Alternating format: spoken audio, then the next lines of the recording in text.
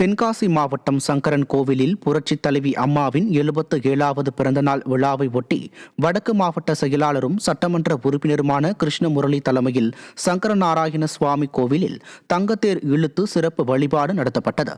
மாவட்ட இளைஞர் அணி செயலாளர் சந்திரன் ஏற்பாட்டில் நடைபெற்ற தங்கத்தேர் வீதி உலா நிகழ்ச்சி முடிந்த பின்னர் பக்தர்களுக்கு அன்னதானம் வழங்கப்பட்டது.